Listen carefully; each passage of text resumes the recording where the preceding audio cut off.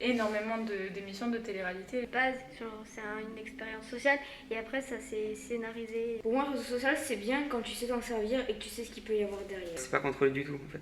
Un point positif aussi, ça permet aux gens de se faire connaître pour partager leurs créations. Et c'est quoi C'est posé dans le canapé. Chut, ça va Aujourd'hui, commencer. on va parler des réseaux sociaux Des influenceurs, des youtubeurs la télé-réalité. et de la télé-réalité. Les Instagrammeurs.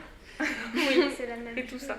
Du coup, qu'est-ce qu'on a pu voir auparavant? Le dropshipping. Du coup, qu'est-ce que tu peux nous dire sur le dropshipping ou qu'est-ce que vous pouvez nous dire sur le dropshipping? Alors, c'est des influenceurs qui achètent, par exemple, je prends l'exemple de la gourde, qui achètent une gourde à 4 € sur AliExpress et qui la revendent, par exemple, 40 € en faisant croire que c'est une super offre et tout. Alors, juste une petite précision, c'est pas eux qui achètent. Ah. En fait, ces influenceurs-là, ils sont dans des agences et c'est des contrats qu'on leur envoie et ils décident, oui ou non, d'accepter ces contrats pour faire la promotion de ces produits-là. Voilà. Ça fait partie des arnaques. Il y a aussi les arnaques où c'est souvent ça, c'est sur Instagram avec les faux comptes de personnes connues. Où ces personnes-là ils t'envoient un message, t'as un iPhone 11 Ah oui, il y a ça aussi. si tu envoies ton nombre, ta carte bancaire et tout. Et c'est souvent les petits qui sont touchés. Oui, ou Les- alors si t'envoies ce message à ce numéro, tu fais partie de mon concours, puis 5 minutes après ils le font, puis C'est l'État un gagne numéro un payant. iPhone. Oui, c'est vrai, il y a des trucs de concours aussi. Ou ils te disent pourquoi, ils disent qu'il y a les Marseillais, mais non, c'est pour financer, ou des trucs comme ça. Et c'est pour ça qu'en général, ceux qui sont touchés, c'est toujours ceux qui sont soit petits, soit ils sont petits et ils n'ont pas grand chose à faire là. Mais ça peut être sur d'autres réseaux sociaux, ça peut être sur YouTube par exemple, parce qu'il y en a aussi qui font des placements de produits sur YouTube. Et parfois, s'il faut y a des placements de produits, toi tu sais pas d'où ça vient. Et normalement, ils sont obligés de préciser que c'est un placement de produit et qu'ils travaillent pour une marque. À partir de quel âge tu penses que les enfants devraient aller sur les réseaux sociaux? Je dirais 12 ans parce qu'on rentre au collège, on est déjà un peu plus... on comprend un peu plus de choses. 15 ans, mais c'est un peu trop. Non, mais je crois qu'il y avait une date de limitation. Hein. Bah, elle est pas Genre- respectée, mais elle y est quand même. Et d'ailleurs, ça me fait penser qu'il y a des parents du coup, qui profitent de ça et qui d'eux-mêmes exposent les enfants. Ah oui, alors là je sais. Par exemple, il y a des chaînes YouTube d'enfants qui sont exploités. Enfin, moi je dis ça comme ça. Mais s'il faut, c'est pas ça. Hein. Mais du coup, ça dépend de la vidéo. Par exemple, qui vont tester un jouet. Je dis n'importe quoi. Ils vont tester des petites poupées, par exemple. Et ça peut être un placement de produit, sauf que c'est les enfants qui sont filmés et c'est les parents qui vont reprendre tout l'argent. Et donc, vu qu'ils vont prendre tout l'argent, ça va faire qu'ils vont gagner beaucoup de sommes en exposant des enfants qui n'ont rien demandé. Alors, Et qui ont tout gratuit. alors, des fois, c'est des enfants qui veulent, qui sont d'accord. Bon, là, donc là, c'est normal. Mais la plupart du temps, en fait, c'est pas le fait que c'est les parents qui touchent l'argent. Le plus choquant, c'est que, en fait, souvent, genre, il y a des vidéos tous les jours.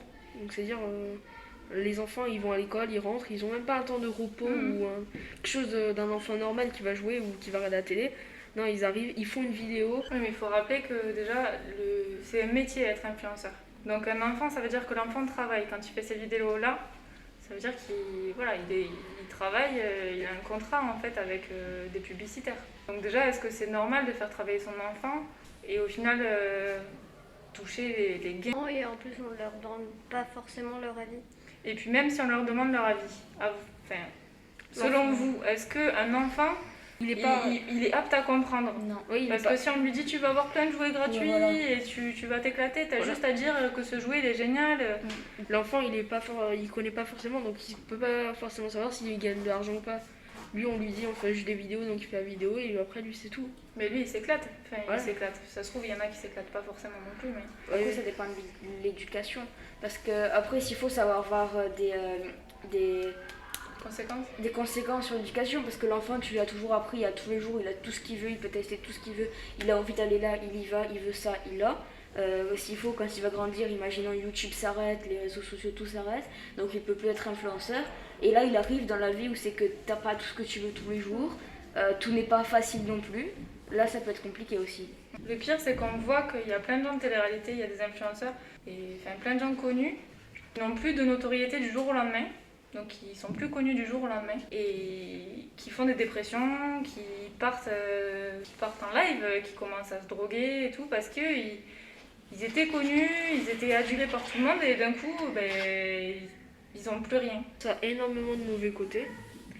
Le premier mauvais côté, c'est déjà qu'au moindre truc que tu peux dire ou faire, tout le monde, d'un seul coup, tout le monde peut te critiquer et tout.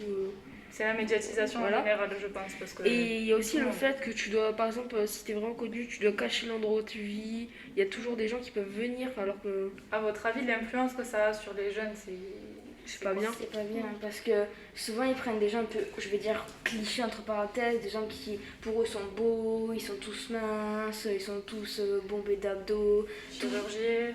ils ont tous de la chirurgie. Enfin, pour eux, Plastique. c'est le truc vraiment genre t'es trop beau et tout et tout.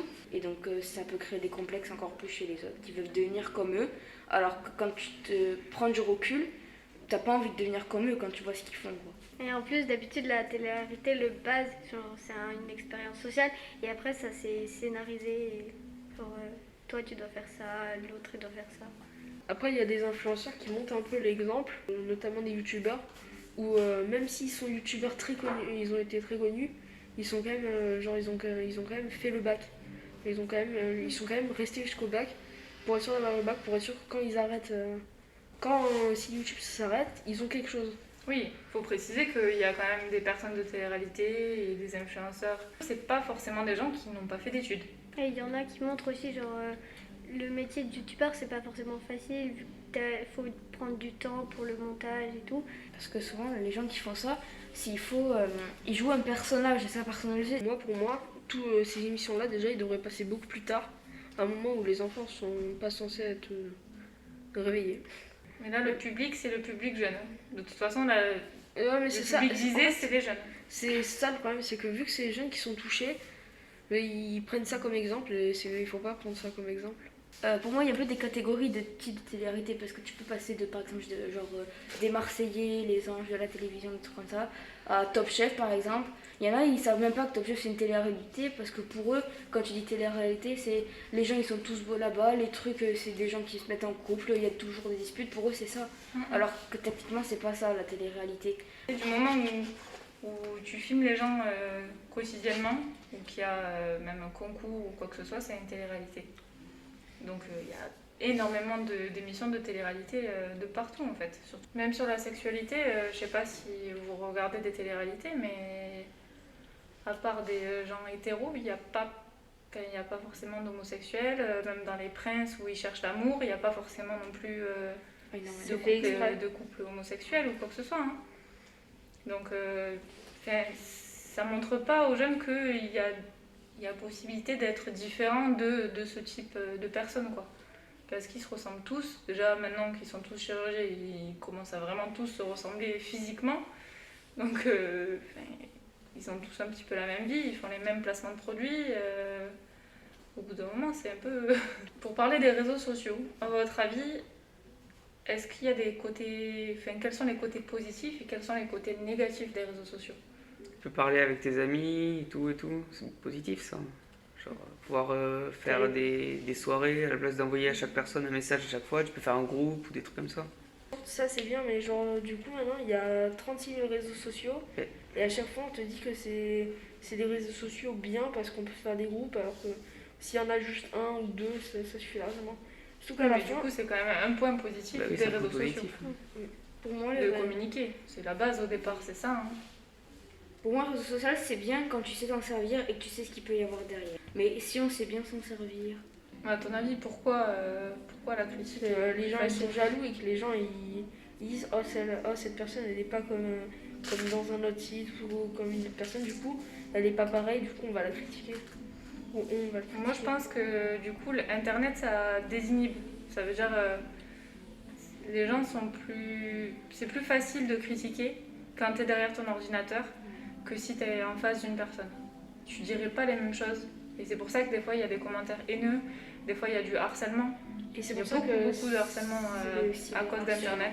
Oui, parce que s'il n'y avait pas les réseaux sociaux et tout, ben il y a moins de gens qui vont venir comme ça te voir dans la rue et te critiquer. C'est pas... C'est cet effet de, comme on a vu dans une vidéo, le truc tu te sens supérieur aux autres, t'es en mode moi je fais pas ça, donc moi je suis plus intelligent, je suis plus mature. Le fait de se sentir supérieur aux autres, du coup tu te dis, ben moi je vais aller lui dire tout simplement là ce qu'il fait c'est nul, c'est pas bien, alors qu'on n'en vaut pas peut-être mieux, parce que c'est facile de critiquer derrière un écran, mais quand on est en face, personne n'est capable de le dire comme on serait capable d'écrire un commentaire aussi haineux, parce qu'il y en a qui sont horribles parfois. Il y en a qui en pleurent par exemple d'avoir des commentaires comme ça, il y en a qui les supportent pas. Il y en a qui partent en dépression aussi. Et il y en a, ceux qui écrivent les commentaires, ils se rendent pas compte ce que ça fait quand tu lis ce commentaire et je sais pas ce qu'il peut avoir derrière. Genre, il y a des gens qui peuvent être dépressifs après. Au final, les gens qui, sur leurs photos, qui se disent parfaits, avoir une vie parfaite et tout, et finalement, en général, c'est ces personnes-là qui critiquent ceux qui sont un peu... qui sont pas pareils qu'eux. Du coup, point fort et point faible. Ok, bon, pour revenir sur les points négatifs, c'était que les réseaux sociaux et tout ça, c'était pas assez sécurisé. C'est-à-dire qu'en gros, il y a écrit qu'il faut un contrôle parental ou que par exemple, il faut avoir 12 ans ou 10 ans pour pouvoir y entrer. Mais quelqu'un de 10 ans peut très bien poster une vidéo, elle sera pas censurée ni rien du tout. C'est pas contrôlé du tout en fait. Un point positif ou plusieurs points positifs des réseaux sociaux quand même. Ça peut servir pour le travail par exemple. Il y a beaucoup de réseaux sociaux qui servent pour le travail, c'est que tu peux envoyer ton CV à la base. Et un réseau social c'est fait pour communiquer, donc ça peut aussi être pratique en termes de parler à plusieurs personnes en même temps. Ou des personnes qui sont loin, genre des personnes que t'aimes bien. Ou ta famille aussi. Un point positif aussi, c'est que ça permet aux gens de se faire connaître pour partager leur création. Si par exemple il y a quelqu'un qui veut se faire connaître en dessin, qui gère un peu, voilà, de se faire soutenir par des gens qui disent ouais continue c'est bien, ou de l'améliorer. Enfin tout ça, voilà, de pouvoir partager ses créations, c'est cool. Et les réseaux sociaux, ça a aussi un point positif, enfin, un gros point positif, c'est que ça permet de transmettre aux gens, apprendre, transmettre plein de choses, des informations, etc., etc. Et là, comme actuellement notre vidéo qui sert à sensibiliser les jeunes sur des sujets de société, en plus de communiquer, en plus de transmettre, etc., etc. N'oubliez pas que ça peut être aussi bien que mal, ça dépend si on sait bien s'en servir ou pas. Que si on fait cette vidéo, c'est pour vous apprendre, parce qu'on sait qu'il y a beaucoup de jeunes qui utilisent les réseaux sociaux. J'espère que la vidéo vous a plu, n'hésitez pas à liker, et à vous abonner. Et j'espère que le contenu vous aura plu et que à une prochaine vidéo. Vous savez qu'on Bye bye. n'entend pas à la fin. Bisous, que ça va goûter. Quel est le rapport entre Cyril et son humour? Ah bah y'en a pas. Ok.